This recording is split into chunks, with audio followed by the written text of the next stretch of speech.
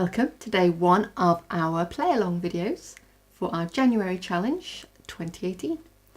And I'm never quite sure which way round is the best way to do our play alongs, whether to start with the slower version and gradually increase in speed, which I think is what I did mostly last year, or to do it the other way around so that for those of you that are quite confident with it, you can just have a quick listen and then you can switch off the video and you haven't got to sit through other bits.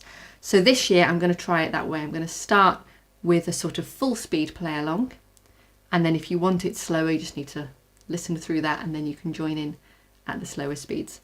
After these play along little snippets, I will then go into more depth for anyone that wants to and just approach it a little bit slower than I did do in the original teaching videos. And if anyone finds the original teaching videos just a bit too much, this is the place to come and do these instead, because you will get all the same material but at a slower, steadier pace. So let's start at the very beginning. This is our Rock to Joy piece.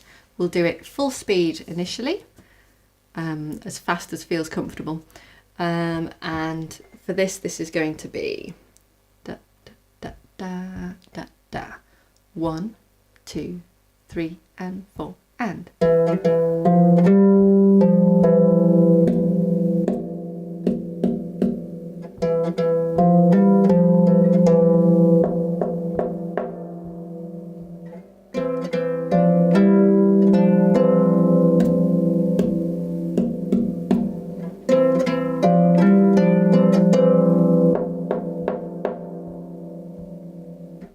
Super.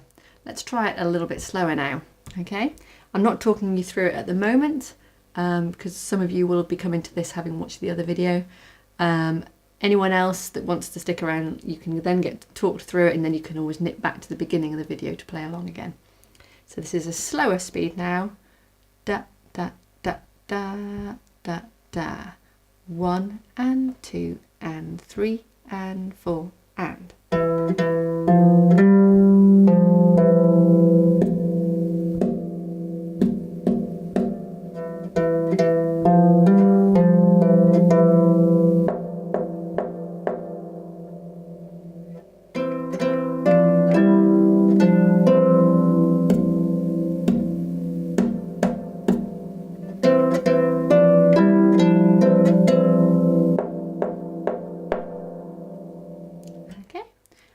Do a slower speed, one more slower speed again, just to really give you time to work on that thumb slide for those that have been doing that. Okay, 1 and 2 and 3 and 4 and.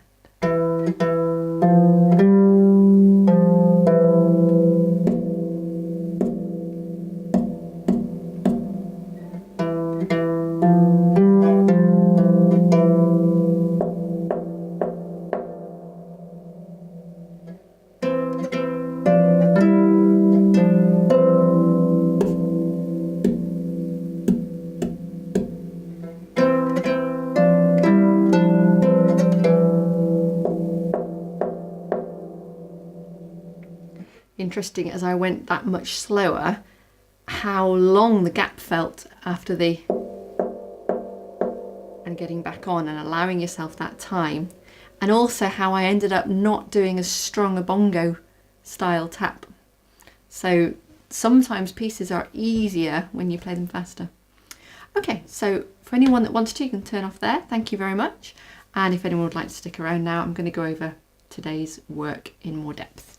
So we're starting with our left hand down on the E, F, G. This is just below middle C. When we approach those notes, it's really good, rather than going, and I'll just show you with my other hand here so that you can see, rather than going, okay, it's an E and then it's an F and then it's a G, and I'm going to play those 3 notes in that order. If you can see them as a block of 3 notes and place it as one thing, and actually what you want to aim for visually is your thumb note. Now if you aim for that with your left hand and allow the other fingers to just fall out, then we avoid this kind of looking like this where everything kind of creeps up and then we slide it down if we remember. So we get to keep our thumbs up, fingers down that helps give us such a rich tone when we play. So it avoids doing that and then moving into it. But it's about trusting that hand to just open up on 3 in a row. And you can practice this even without making a noise. Just go, okay, I'm going to aim for that G with my thumb. I'm going to aim for middle C with my thumb and let my other 2 fingers just pop onto the next strings down. In that case, it would be B and A. I'm going to aim for the D down there. I'm going to aim for the black F. I'm going to aim for the B and do the 3 clear notes. Whichever it is, just plan, focus, okay, my thumb is going to go there, and allow the other fingers to just open out. And you can practice that anywhere on your harp, and especially on the place where we're actually going to do it, which is our thumb aiming for the G, that's 1 above the black, and the other 2 just opening out nicely onto the next 2 notes. Even though I'm going to start with finger 3 by seeing it as the block, you do 1 movement, which is much quicker than this, and then sliding in. It's much more graceful than this and sliding in. And it's much more secure. Because what can often happen is we can do this and then not slide in. And then we have kind of lobster fingers where we can't really give a really good pluck because everything else is in the way. Enough. Let's carry on. E, F, G, left hand. We're playing finger 3 twice. So we play the E and then we pop it back out and play the same note again. Then we play finger 2. And what we're trying to do today is we're going to try and do a thumb slide. Now a thumb slide is where you push with your thumb. Normally when we play our thumb, we kind of pull it onto our hand. And it's a pulling motion, much like all the other fingers are pulling motions. We pull them into the hand, or the thumb goes over the top. When we do a thumb slide, kind of undoes all that. And so we go 3, 3, 2, and we push and intentionally fall onto the very next string. And it needs to be very intentional because we want to hear the note you've just come off. So it needs to be, I'm really intending to do this so that that note comes out. So it's 3, 3, 2, 1. And now my 1 is sitting on the F. I'm going to put finger 2, I'm just going to let it open out onto the E. So just to show you, my thumb's on the F, I'm just going to let my finger 2 fall open onto that E, the very next string.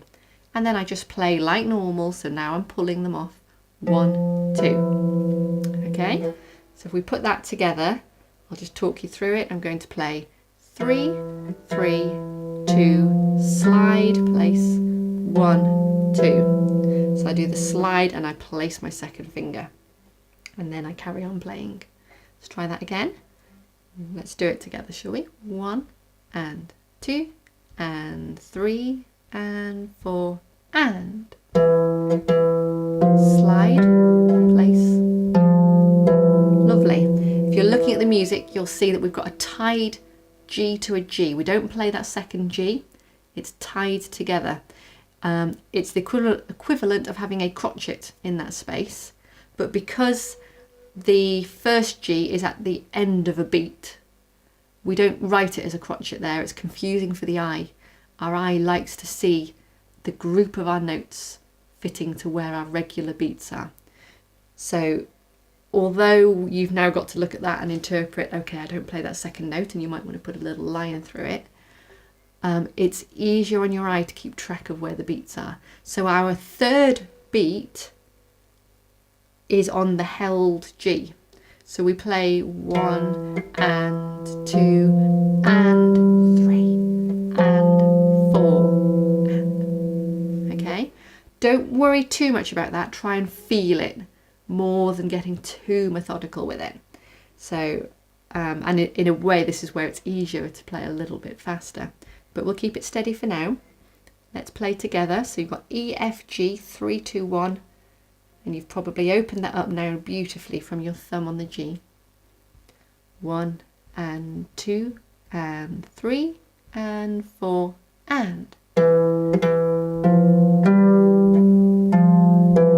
Brilliant. Okay, you can work some more on that. That's grand. Then it says tap soundboard bongo style. And there's a rhythm there.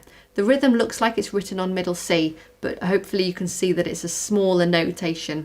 The design of this is to show that actually it's a tap and not actual notes. We're not playing middle C, and the tap is kind of nothing to do with middle C, although you probably want to do it somewhere around that region of the soundboard because you've got a bit more soundboard to hit there. So tapping bongo style, the way I've always done this is to have 3 fingers, my index finger, my middle finger, my ring finger, and try and make them all the same length. Now, rather than trying to do this mid-air and maybe getting it, maybe not, if you just rest them on the soundboard, all 3, and get them the same length there, give it a little wobble, then keep them in that formation but lift your hand away, and then we're ready to do our tapping. With our tap, we're aiming for the fleshy part of your fingers, not nails. You probably keep your nails nice and short anyway, but even with my short nails, I still sometimes knock it with that, and we're trying not to do that. We want it a bit more thuddy, but at the same time we also want to bounce away from our soundboard as we hit. So hit it away, okay? And the rhythm there is 1 and 2 and 3 and 4. And should we try that together? So get them the same length, but then pull it away from the soundboard so that you're ready to fall onto it. 1 and 2 and 3 and 4 and tap and tap and tap, tap, tap. Should we do that again? 1 and 2 and 3 and 4 and tap and tap and tap, tap, tap. One more time. 1, 2, 3 and 4.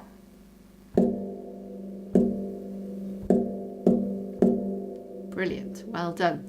Let's now put that on the end of our first bar that we learned. So keep your shape, try and keep nice and relaxed in our shoulders even though we're doing something a bit odd. You may find, you'll notice that I'm not resting on the edge of my harp to do this because it wouldn't give me enough projection, wouldn't allow me to really get to it. So I am allowing my arm to come right round. And there's a bit of movement in the wrist and the arm to do it. Okay, if you feel a tension across your shoulders, really try and allow them to drop, allow them to come down away from your head. Left hand then is sitting on our E, F, G below middle C. It's going to go 3, 3, 2, slide, 1, 2. Our right hand's ready for its tap. It's not on the soundboard, it's just hovering away from it, ready to move on to it. 1 and 2 and 3 and 4 and tap,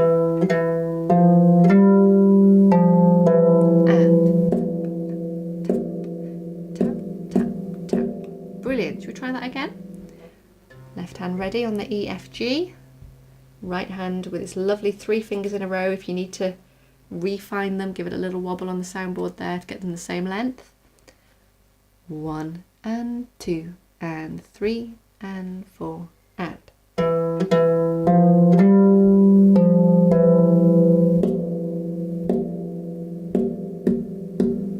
super.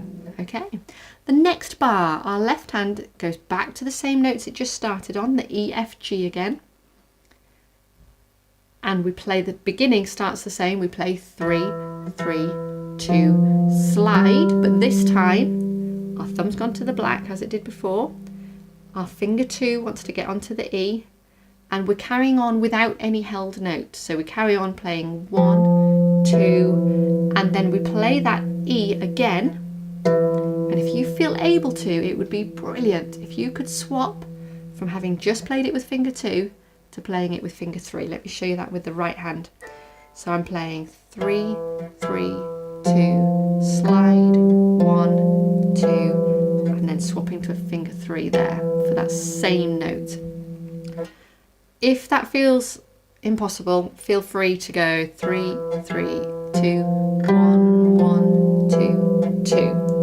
The reason I'm not doing it is as we get faster, it is easier having just played that one to allow a different finger to come out than to turn that one around that you've just done. and it will allow you to get a nice sound on that last note, and it'll allow you to do a good pluck with that finger too without thinking I've got to pull it straight back out again. So sometimes when we try and do the same note with the same finger, when it's fast and repeated, it might sound okay on the last note, but it changes the one before, the one where you're thinking I've got to turn this around. So something to bear in mind. So let me just show you that with my right hand so that you can see what's going on. Notice how I'm just opening my hand up, aiming with my thumb, and it goes E, E, F, slide, F, E, E. Okay, so notice we're not hanging around on that thumb slide anymore. So let's try that together. And if you can, when you do that slide, you need to very quickly get that finger 2 placed. It's just on the very next note. It's like we did at the beginning, but there's no time to hang around for it. So I'm showing you with my right hand, but if you play this with your left on E, E, F, G, like the beginning, but this is our 3rd bar. 1 and 2 and 3 and 4 and. Good, let's try that again. That's plenty fast enough, isn't it? Same again. I'm going to go back to my left with you. 1 and 2 and 3 and 4 and.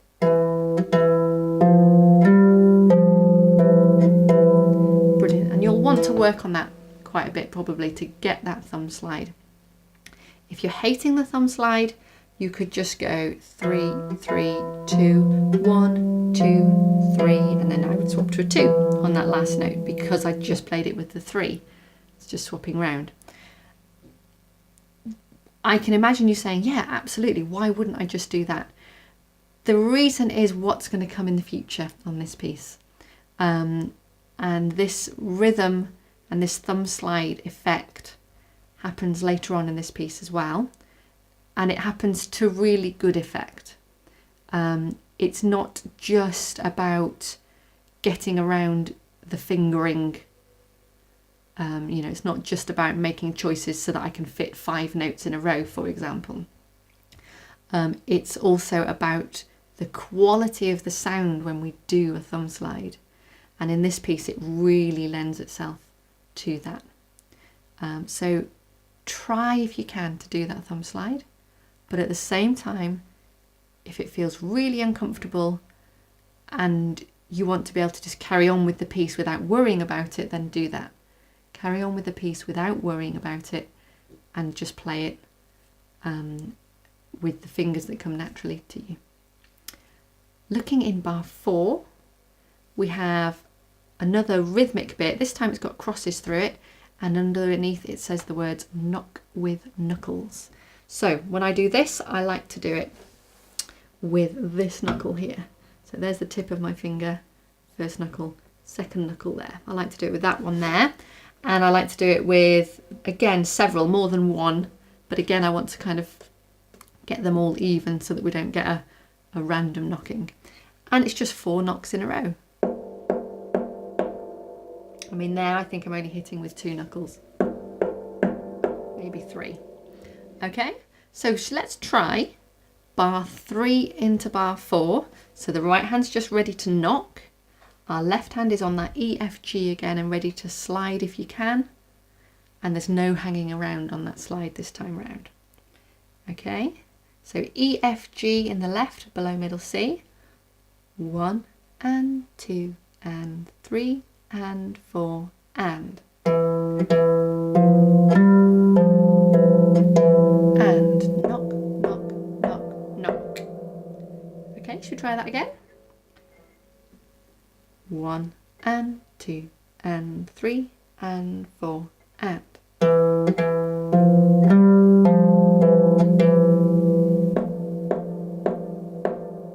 Excellent.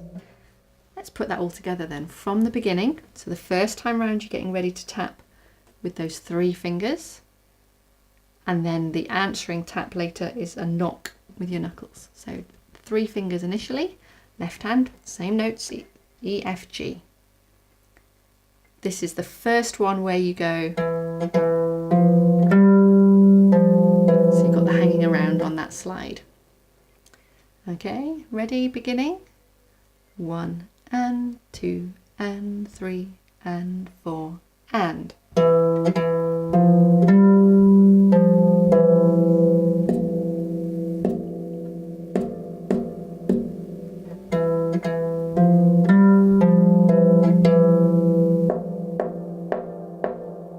Brilliant.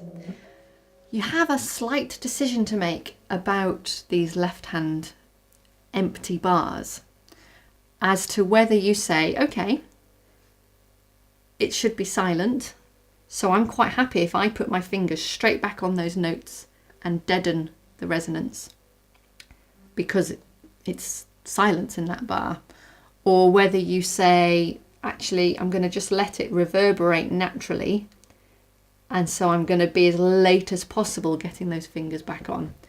On my harp, the lowest note, the E, is my first metal string, my first wire. And so that one is particularly resonant of these three. So I find myself sort of getting my thumb back on the G because that's not particularly resonating anymore, and then just allowing the two fingers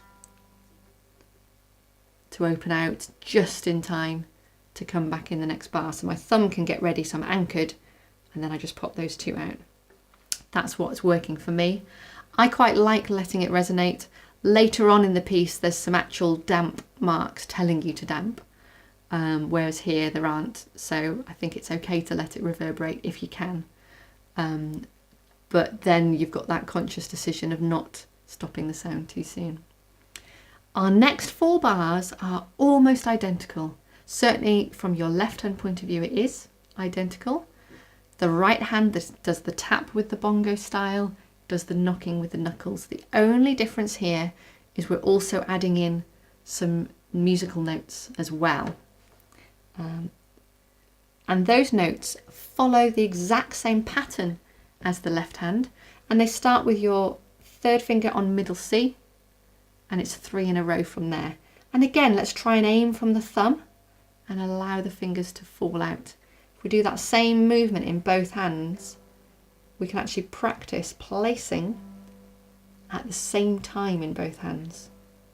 Being able to do that is a really good harp skill. And it does exactly the same fingering in both hands, the same slide if you can do the slide, or the same alternative fingering if not, and same timing. All we have to be able to do is, having played that, is the right hand needs to quickly get ready to do our tapping. Let's try it.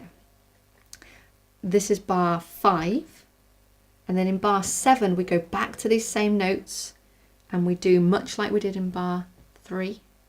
So it's the answering pattern in both hands. So let's have a go at bars 5 onwards. But even if you just play bar 5 right now, that's a good achievement. 1 and 2 and 3 and 4 and. Tap.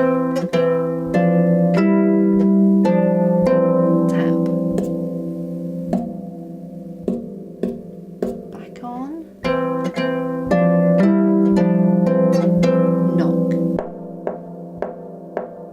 Okay, I'm going to play that through a couple more times, and what I'd like you to do this time is to play just the right hand, even though I'll be playing both, and see if you can play those notes and get onto the tapping in time and get back onto those notes and back onto the knocking in time. And I'm going to, I'm going to do it a few times round to give you that time to get comfortable with doing that without the pressure of you having to play both hands.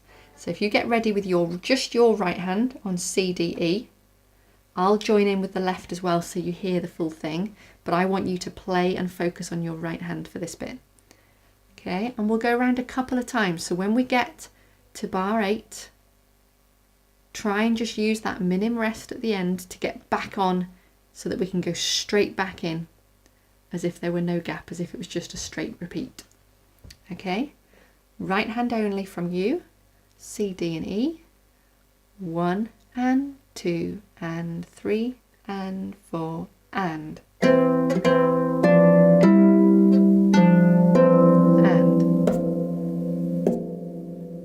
Good, back on the C, and. Ready, and. Back on the C, and. Tap. Back onto the C, and. Knocking. One more time, back to the C, and.